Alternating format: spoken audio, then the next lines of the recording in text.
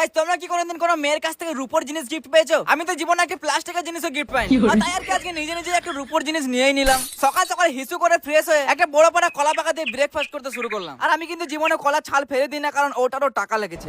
তোমরাও ফেলো না, খেয়ে নেবে, ভালোই লাগে।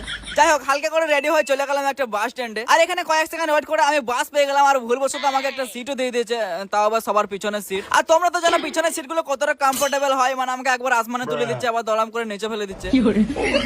যাই হোক, কোনো রকম বাস কন্ট্রাক্টরের হাতে পায়ে ধরে পিছন থেকে একদম সামনে ড্রাইভারের পাশে চলে এলাম। হ্যাঁ, কিন্তু এখানে আবার আমাকে ইঞ্জিনের উপরে বসিয়ে দিয়েছে, মানে গরমে পিছনটা।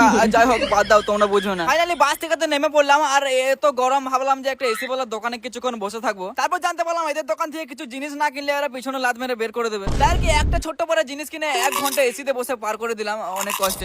তারপর আমি চলে গেলাম একটা রূপোর জিনিস কিনতে। আর এখানে যত রকমের রূপোর ব্রেসলেট ছিল, একটা ম্যাডাম সবই আমার হাতে একবার করে পরিয়ে দেখলো। তারপর লাস্টে বললো, সরি স্যার, আপনার মুরগির ঠ্যাঙের মতো হাতে একটা ব্রেসলেটও হচ্ছে না। তাই আর কি মান সম্মানটা রাখার জন্য বললাম, না না, আমার পছন্দ নয়, আমি একটা আংটি নেবো রূপোর। হ্যাঁ, তাই আর কি এই আংটিটা নিয়ে ওখান থেকে তাড়াতাড়ি বেরিয়ে পড়লাম। আর আংটিটা কেমন লাগে অবশ্যই কমেন্ট করে দিও, ওকে।